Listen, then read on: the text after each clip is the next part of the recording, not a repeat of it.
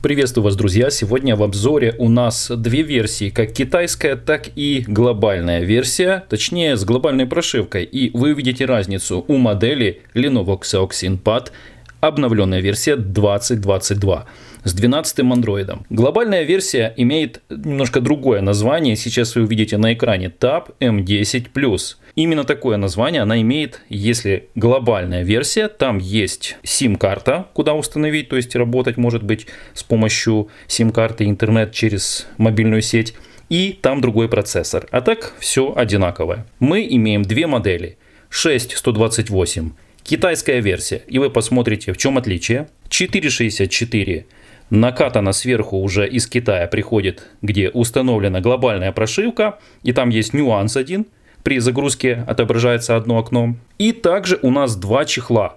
Один оригинальный, фирменный от Lenovo, второй от какого-то другого бренда. Скажем так, оригинал подороже, качественный, классный, который я рекомендую, и более дешевый вариант. Прежде чем мы посмотрим комплектацию, предлагаю обратить внимание на цвет. Два цвета, голубой и серый. Какой больше нравится вам? Я выбрал лично для себя в замену своего планшета, который вышел из строя и, эвакуировавшись, пришлось все оставить дома, и я остался без планшета. Интересно, какая это была модель? Вот здесь в подсказках есть обзор. Будет время, зайдите хотя бы кратко посмотрите. И я долго искал и подобрал себе бюджетный вариант. Мне многого не надо, но хотелось что-то обновленное с 12-м андроидом, с хорошим процессором, с качественным звуком и качественным экраном. Ну и, конечно, я взял там, где версия побольше с памятью. 6128. Ну и памяти можно добавить до 1 терабайта. Правда, мне столько здесь не нужно. Именно эту модель я и взял, и брал я в голубом цвете. Обратите внимание, что два градиента полоски. Здесь вот эта часть, она выполнена из какого-то такого пластика, покрыта софт-тачем интересным. Здесь полностью все металл, корпус полностью и рамки литой металл. 4 отверстия динамика, но мы сейчас это глянем, отдельно посмотрим. А передняя часть у нас по сути никак не отличается. То есть внешне не видно какой цвет. Потому что черные рамки, качественный экран, и давайте сейчас посмотрим комплектацию. Комплектация она одинаковая. Упаковка сама плотная, сбоку открывается отсек и извлекается лоток, в котором лежит как сам планшет, так и аксессуары. Среди аксессуаров у нас 20-ваттная зарядка скоростная, 5 вольт 3 ампера это 15 ватт, и 10 вольт 2 ампера, и 12 вольт 1,67 ампера это у нас уже 20 ватт. Оригинальным проводом и зарядным устройством заряжается за 3 часа. У меня зарядился за 3:01. В комплекте еще идет кабель USB Type-C, специальный переходник под наши розетки. Здесь у нас инструкция и скрепка. Скрепка для извлечения лотка, в котором находится разъем для карты памяти. Точно такая же комплектация и у модели, на которую накатили глобальную прошивку. Планшет реально имеет современный дизайн. У него тонкий корпус, его толщина 7,5 мм. Он реально тонкий, его вес 465 грамм, очень реально классный. И как вы видите, есть функция активация при поднятии, открываешь крышку, датчик холла срабатывает. Вот я его взял, и он включается. Вот так. Но обо всех фишках поговорим дальше в обзоре. Детально все расскажу, так как это полноценный обзор, как всегда, на нашем канале. И если вы случайно попали, не знаете почему на это видео, да, YouTube так рекламирует, продвигает его в рекомендациях. Поэтому не забудь подписаться. Ставь уже лайк за труды, и я думаю, ты будешь постоянным зрителем на нашем канале. Давайте посмотрим его внешний вид. Обратите внимание сразу на камеру, которая выпирает без чехла, но если в чехле, то она не будет выпирать. В дневное время камера снимает очень хорошо. Дальше тоже вы это увидите. Но в ночное остается желать лучшего. Только там, где свет, там и видно, но шумов минимум. Да. То есть в ночное время он не пригоден. А в дневное время отлично срабатывает. И в принципе, как и передний модуль камеры, который находится здесь. Внизу, кроме наклейки и вот этой гравировки Dolby Atmos. Dolby Atmos – технология объемного звука. Она расширяет возможности существующих систем объемного звука, добавляя каналы высоты, что позволяет интерпретировать звуки как трехмерные объекты. 4 динамика. Звук, ребята, квадростерео. Просто великолепный. 2 динамика здесь. Два динамика здесь, удачное расположение, очень мудрое, они где-то внизу. В нижней части нет никаких разъемов, сверху имеется только кнопка, качелька громкости, лоток с сим-картами и микрофон. Также имеется гнездо для зарядки USB Type-C и, ребята, никуда не убрали, то есть вернули, потому что в предыдущей модели Xiaoxin Pad 11 у нас был без разъема для наушников, а здесь он есть. Компактный, все есть, все нужное. Ну и здесь кнопка питания. Кнопка питания располагается так, чтобы если мы его брали в вертикальном положении, то был доступ к кнопке. То есть удобно, вы открыли как книжку, прикоснулись, если надо выключить, но в принципе датчик холла срабатывает, открыли, он уже включен, осталось только свайпнуть и все работает. Сверху рядом с лотком для карты памяти располагается отверстие встроенного микрофона. Используя скрепку, извлекаем лоток для карты памяти. Сим-карты в этой модели китайской нет, устанавливается только карта памяти. Теперь давайте посмотрим рамки. Если запустить, например, какое-то приложение, выключить темную тему, и да, здесь она есть, ребята. Вот уже, кстати, об этих фишках всех. Включена сейчас автоматическая яркость, очень классно срабатывает. И желтый экран тоже отключу. Кстати, я в перчатках, отлично срабатывает, без всяких проблем. Вот рядом телефон, мой Poco. Вот он как раз не срабатывает. Я пытаюсь свайпать, но через раз срабатывает. В китайской версии очень много разных фишек. Давайте запустим экран белый. Ну вот минимальные рамки экрана. Они одинаковы. Сама оболочка очень шустрая. Экран обладает хорошими параметрами по данным. Его диагональ составляет 10,61 дюйм, не 10,1, не 10,5, а именно 10,61 с разрешением 2000 на 1200 точек. Full HD+, IPS-матрица с максимальной яркостью 600 нит, и это говорит о том, что на солнце картинку хорошо видно. Экран здесь 60 Гц и картинка очень качественная. Прежде чем мы углубимся в настройки, давайте покажу вам отличие этих двух планшетов. Если купить китайскую версию, она будет без Google сервисов и будет только английский и китайский язык.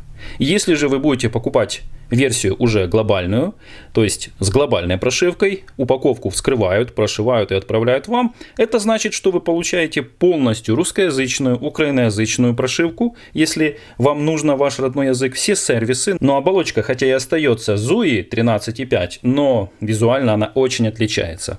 И самое главное, что предупреждает все продавцы, покупая уже прошитую версию, вам необходимо помнить о том, что при загрузке будет показываться одна фишка. И сейчас я вам ее покажу. Сначала отключаем китайскую версию. Я уже здесь установил Google сервисы. И для многих волнующий вопрос, работает ли здесь онлайн видео. Ну, например, я установил Netflix, то без проблем Netflix работает. То есть YouTube само собой, а вот какие-то сервисы, то да. Может быть, какие-то другие не будут работать, но Netflix работает. Теперь отключаю и здесь тоже. И покажу вам разницу при запуске. Как будет запускаться слева глобальная прошивка и китайская версия. И посмотрите, вот в чем разница, чтобы вы для себя поняли. И если будет и реально разница в цене огромная, то вы для себя выберете, какая лучшая версия подойдет вам. Итак, запускаю обе версии. Старт пошел. И вот смотрите, здесь сразу выскочило вот такое вот окно, предупреждающее, что здесь разблокирована версия, установлена прошивка. И вот эта надпись. Нажмите кнопку еще раз питание. Все, больше ничего не нужно делать. Дальше пошла загрузка. Так как здесь была задержка, то я еще вам объяснял. Вот и все. Запускаются дальше они просто одинаково. Быстро, комфортно. Прошивка загрузилась. Здесь этого предупреждения нет при загрузке. Здесь оно есть. Обе версии готовы к работе. Двойной тап и они запускаются. Это еще одна фишка. Также по двойному тапу экран и отключается. Вот так. Так как этот планшет изначально делался для рынка Китая и все внутри приспособлено к китайскому рынку, отсутствуют Google сервисы, как установить Google сервисы, обновить часть программного обеспечения и внутреннее меню на русский язык, вся информация есть на форуме FOPDA. Я оставляю ссылку в описании под видео, чтобы вы могли развернуть, почитать, исследовать. Не думайте, что я прям вот все по полочкам вам расскажу. Я думаю, что вы, ребята, раз беретесь за покупку китайской версии, то вы будете понимать, что надо немножко потанцевать, как говорится, с бубном. Поэтому ссылка в описании, у вас все получится. Если уж совсем ничего не будет получаться, пишите что-то, может быть, найдя свободное время, подскажу. А если вы хотите, чтобы вы могли получать консультацию или какую-то помощь, то можете стать спонсором канала, да, ребята, и поддержать наши труды.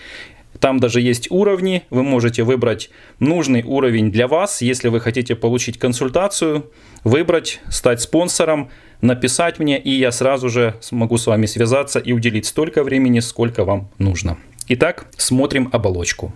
Обратите внимание. Тут я поставил кнопочки пока, так как человеку, которому заказан был именно 4.64 с глобальной, будет нужно, чтобы были кнопки, а так здесь есть жесты. Жесты все работают, управляется, но теперь смотрите, заходим в настройки, здесь и здесь. Меню сразу явно видно отличается. На этом здесь все на английском языке, и поменять невозможно. Могу вам продемонстрировать, зайдя в настройки. Выбираем главные настройки. Смотрим Language. Выбираем. И вот вам все данные. Теперь посмотрим здесь. Здесь у нас все на русском. Меню слегка отличается. Больше цветных значков. Все на русском языке. И заходим «Система». Далее «Язык». Выбираем «Русский». Добавить язык, и вот здесь все языки. Может, кому-то это нужно увидеть, я это все вам показываю. То есть это явно глобальное на всех языках. Очень здесь большая. Подхожу здесь вот, где украинский, русский, турецкий, китайский, корейский, арабский. В общем, здесь очень много языков. И дальше вы можете использовать его уже по назначению. Конечно, визуально здесь есть и некоторые отличия по функциям. Например, мне больше нравятся фишки, которые есть у китайской версии. Сейчас более детально я вам все покажу. Например, чтобы разделить экран на китайской версии планшета, активировав функцию, вы можете делить его с помощью двойного тапа по экрану 3 пальцами. Вот так. При этом сейчас меню свернулось вот вверху и предлагается выбрать какое-то другое приложение. Ну, давайте, например, OLX. В нижней части запускается другая программа, и место для каждой программы вы сможете отрегулировать и удобно работать вот в таком вот состоянии. А если брать глобальную версию, то по двойному тапу 3 пальцами здесь не работает. Нужно, например, запустить запущенное приложение. Вот так. Теперь нажимаем и держим на программке. И здесь вот есть пункт «Разделить». Только теперь, нажав, есть возможность выбрать что-то другое. Ну вот тоже. Принцип тот же, но принцип другой. 3 пальцами мне больше нравится, чем через меню. Но это на любителя и быстро привыкнуть. Еще одно отличие, так как здесь оболочка 13.5, а здесь Android без этой оболочки, скажем так, приближенный к чистому, то отличие в шторке. Посмотрите, я опускаю в глобальной версии. И здесь вот в таких значках все исполнено. Выбираете пункты и выбираете нужный вам раздел настроек, активация интернета и так далее.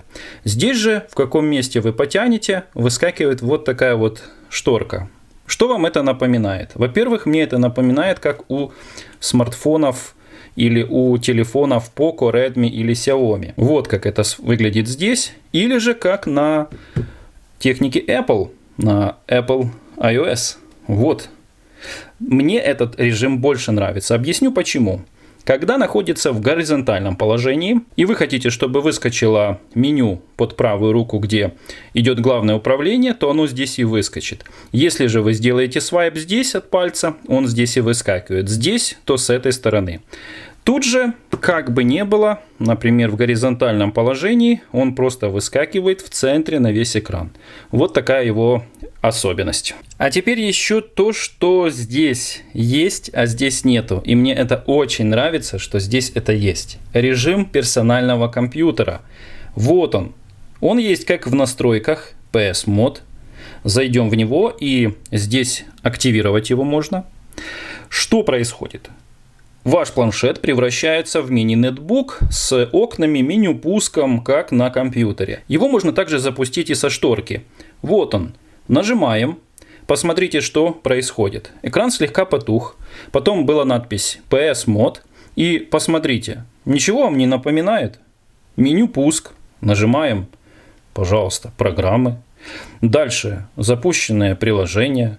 То есть этот режим уже не под сенсор, а под клавиатуру. К примеру, вот так вот. Или же под мышку. Да, ребята, это очень здорово. И здесь показаны запущенные программы, закрепленные программы.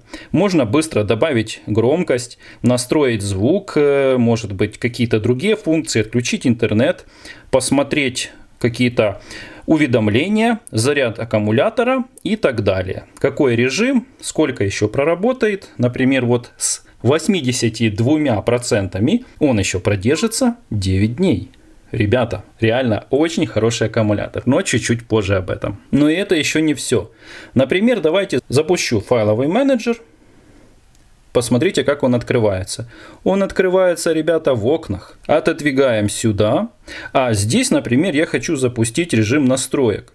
Вот так. И у вас два окна. Здесь в одном окне, тут другое. Я даже здесь запускал отдельно игру, играл, здесь смотрел YouTube, а здесь еще работал с другим приложением по заметкам. Реально очень удобно. Чтобы выйти из этого режима, достаточно отключить его. После этого мгновенно планшет превращается в ваш любимый планшет под управлением ваших пальчиков. Этого режима здесь нет. Еще я использую вот такую вот клавиатуру беспроводную. Отдельно ссылку на нее оставлю в описании. Они есть разные, но мне нравится, что здесь есть подсветка, ребята.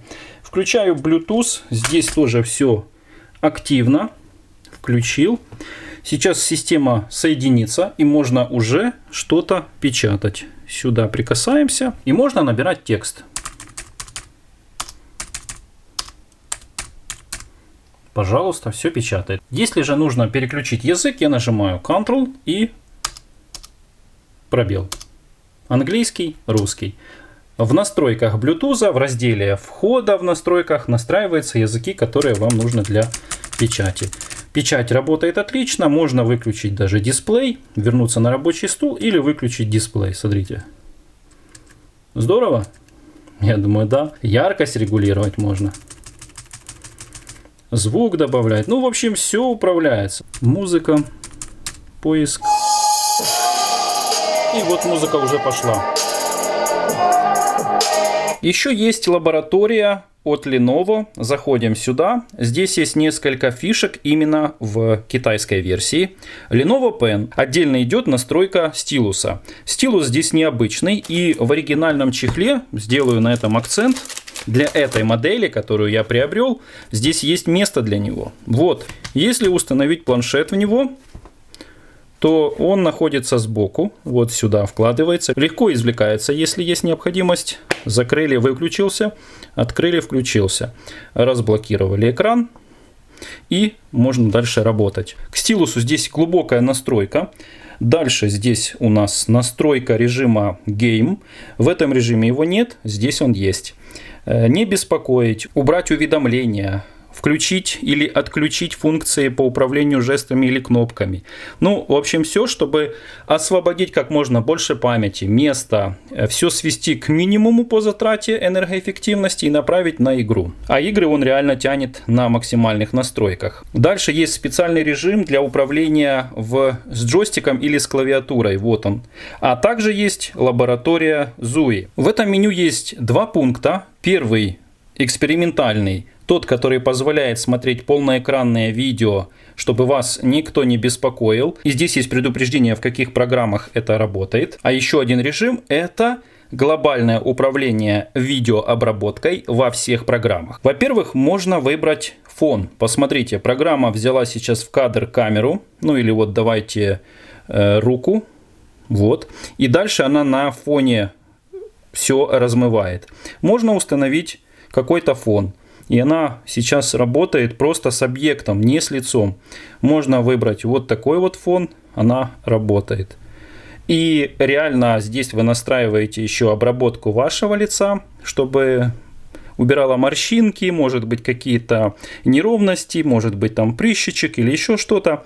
И эта функция реально классно справляется со своими задачами во всех программах. Этих фишек здесь нет. Еще одно отличие между планшетами, что у версии глобальной есть радио, FM-радио, к которому нужно подключить гарнитуру. А также есть отличия по камерам. Вот как меню выглядит у глобальной версии, а вот как меню выглядит у версии китайской. Здесь сбоку идет камера, видео и сканер QR-кодов. Также есть переключение на переднюю камеру и дополнительно много фишек, включая с регулировкой эффекта боке. Здесь же у нас все поскромнее, как у чистого андроида. Есть внизу фото, видео, переключение на галерею и вверху скромно управление.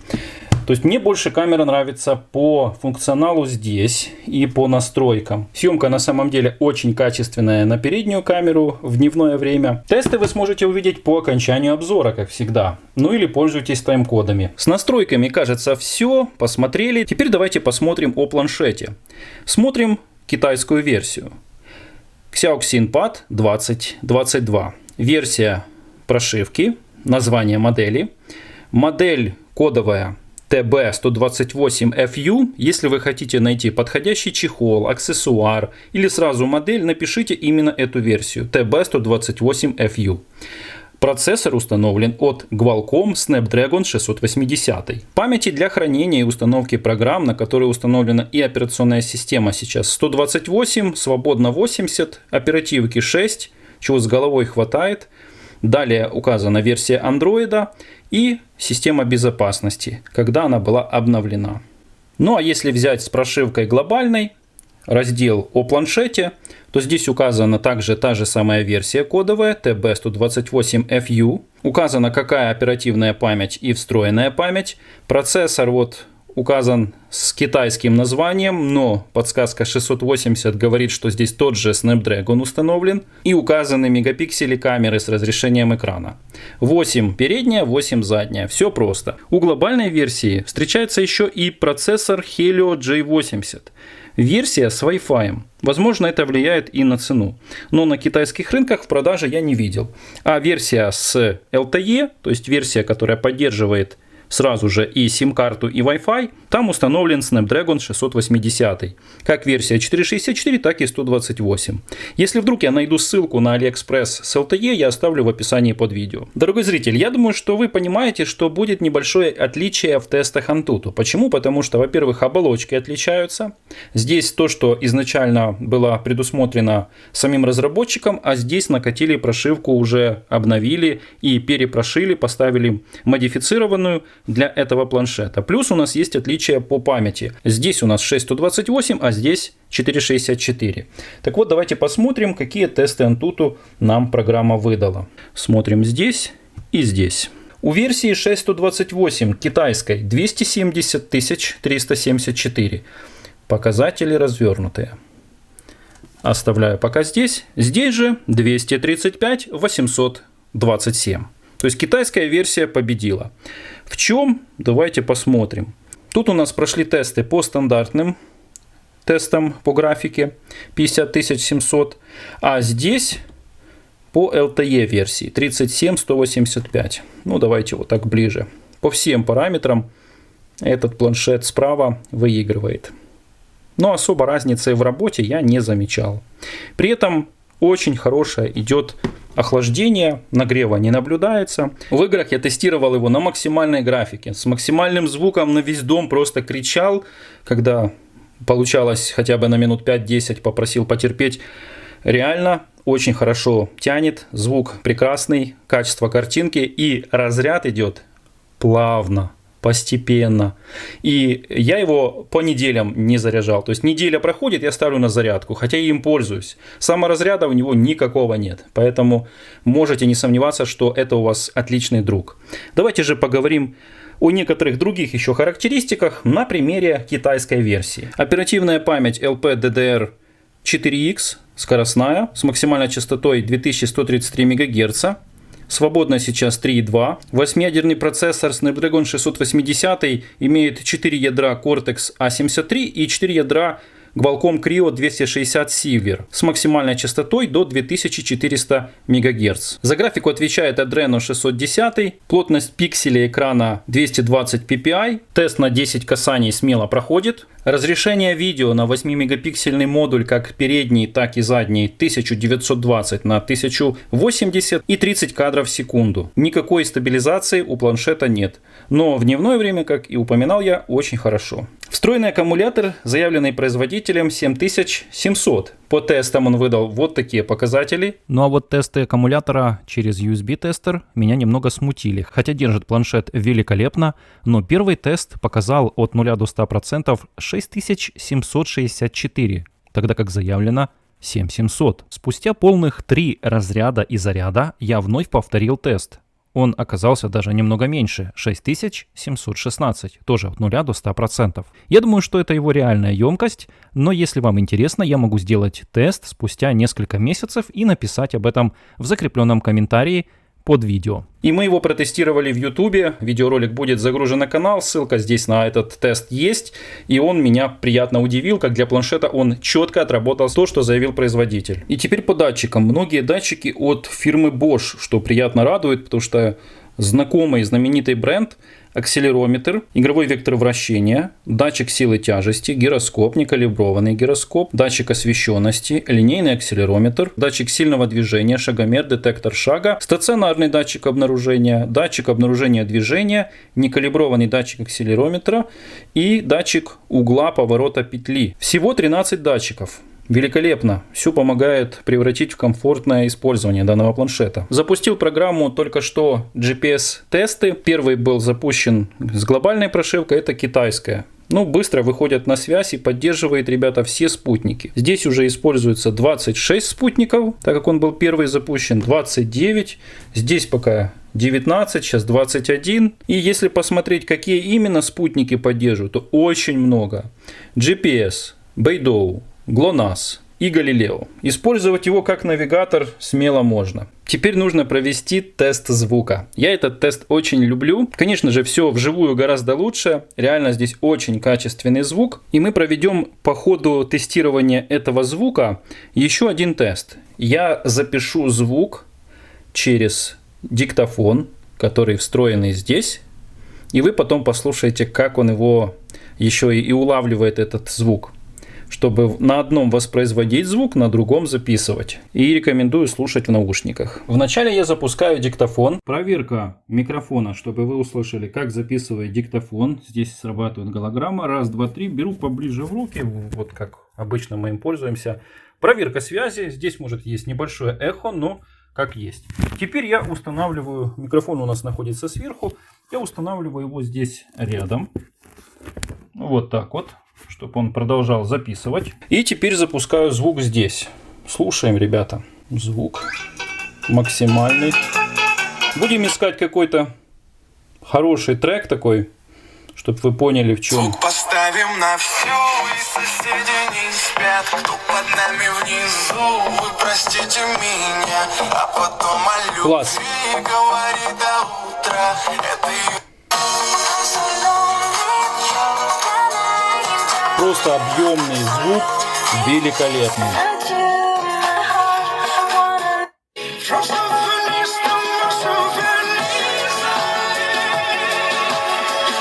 Треки включаю разных времен,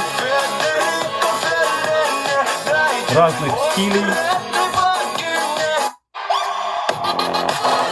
Бас такой, прям колонка играет, Bluetooth прям какая-то классная.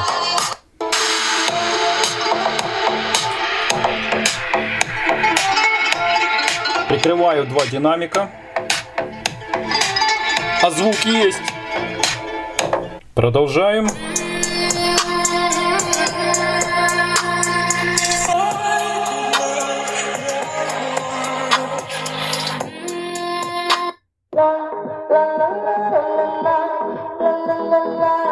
Классно, когда фильмы смотрел, и там что-то вот такое, знаете, реально классное по спецэффектам. Ветер, проезд автомобиля.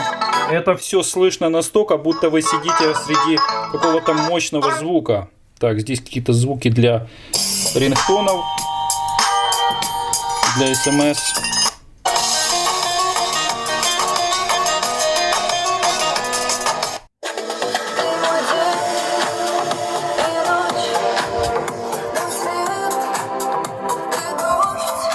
Качество великолепное, как по звучанию отдачи из 4 динамиков с помощью системы Dolby Atmos, которая еще и отдельно настраивается в менюшке. Я об этом забыл упомянуть, простите, пожалуйста. Здесь вот этот режим. Также есть и там. Заходим в него. И здесь есть динамический, фильм и музыка. Поэкспериментируйте. Я переключился на фильм. И во всех режимах звук стал гораздо объемнее. Ну что, теперь тесты игр. Игра запускается быстро, графика установлена максимальная. При этом я еще использовал Screen Record для того, чтобы записать изображение на экране и сразу же передать картинку в записи. И плюс еще и графика с нагрузочкой. Да, ребята. Все, система готова. Устанавливаем звук. Причем можно регулировать звук к каждой игре отдельно или программе. Вот я нажал на громкость. Здесь добавляю 3 точки и... А мне, например, надо вот игру вот так. Отлично. Проверяем еще раз настройку игры. Стоит.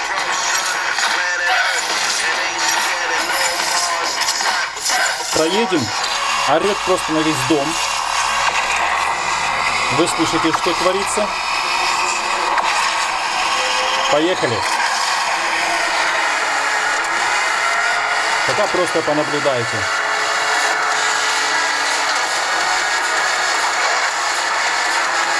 Поехали.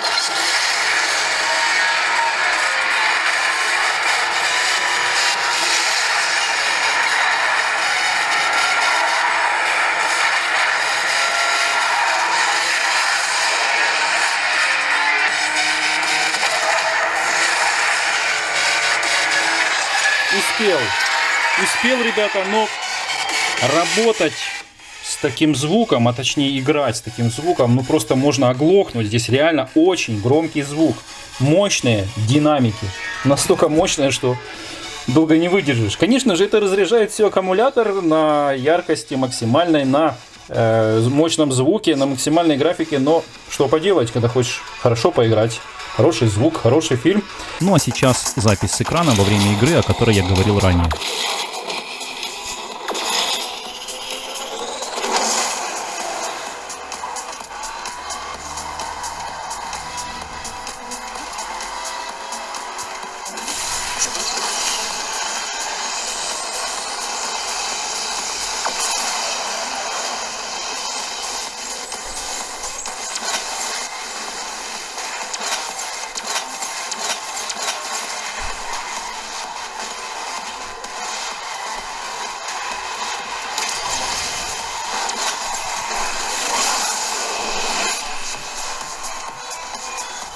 И да, ребята, моделька соответствует тому, что заявляют, и по цене она хороша. Сколько? Сколько, спросите вы? То вот сколько стоит версия 4.64 без силиконового чехла, без каких-либо чехлов. $159.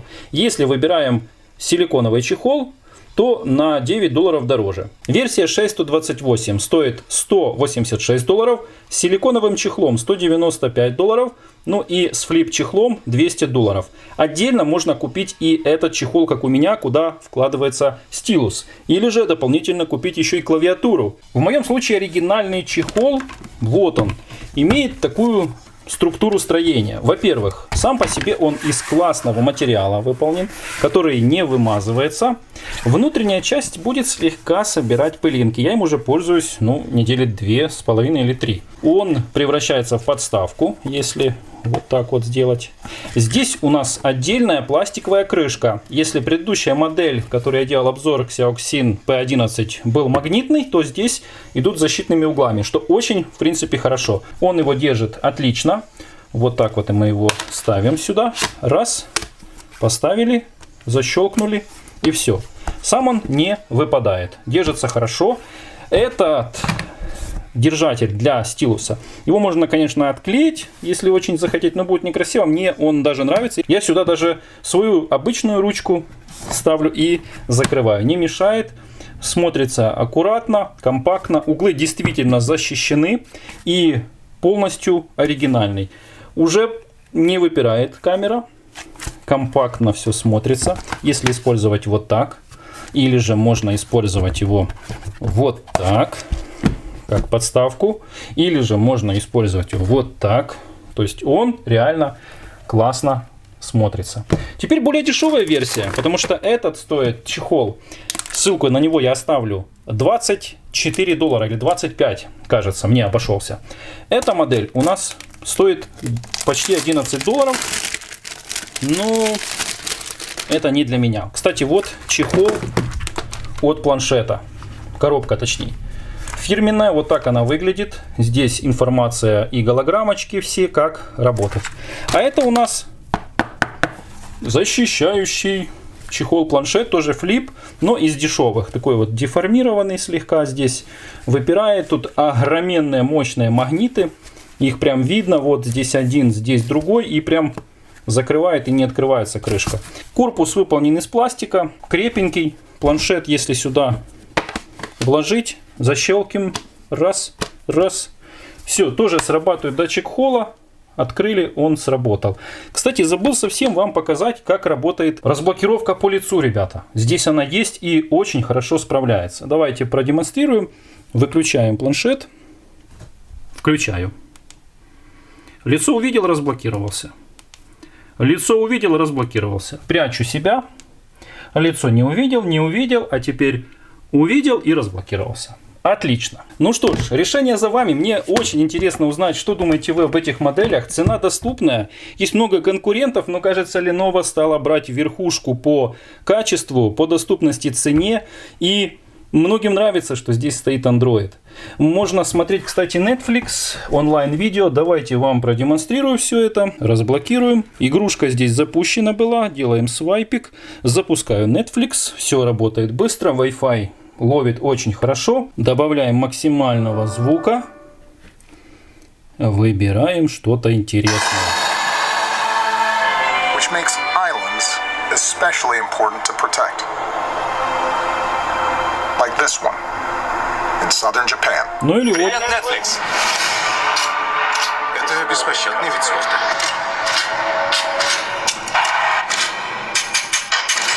Мазак.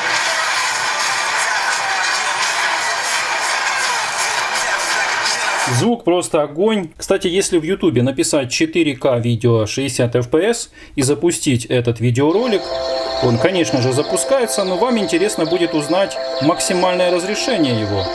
А максимальное разрешение на данном дисплее 1080-60p.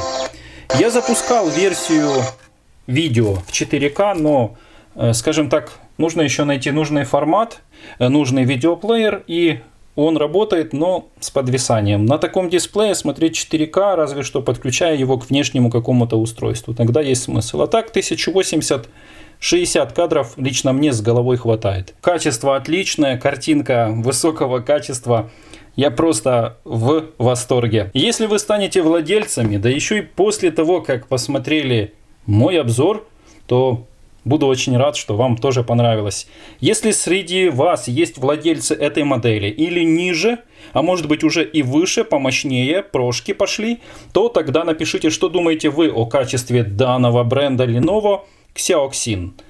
Спасибо за то, что были с нами. Ставьте лайк за труды. Сейчас фото и видео, а я с вами прощаюсь. Пока. Сижу, тестирую на лавочке в прекрасном месте у фонтана. Планшет Xiaoxin Pad 2022 версия.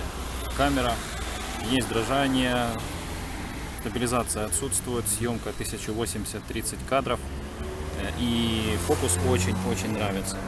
Только подносишь, сразу настраивается. И раз автоматически все подстроилось. Качество радует, как для планшета, просто великолепно. А это передняя съемка 1080-30 кадров. Меняется в зависимости от освещения, но съемочка хорошая. На вытянутую руку. Автофокуса нет, обработки лица никакой нет, стабилизации нет. То есть его цель установил и снимаешь, и транслируешь. Звук вы тоже слышите с него. Я просто веду беседу в шумном месте на улице рядом с трассой. С противоположной стороны находится площадка, которую вы видели в предыдущем отрывке. Ну, кажется, пришла пора показать ночные тесты, видео и потом уже фотографии. Спасибо, друзья.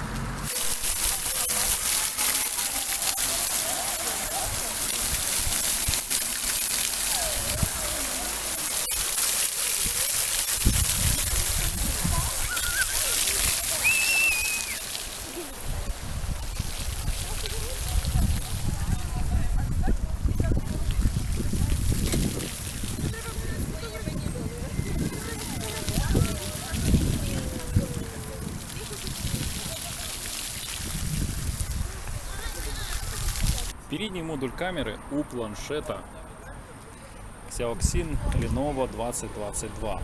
Вот стою под фонарем, но слегка подсвечиваю. То есть он явно не для съемки ночью.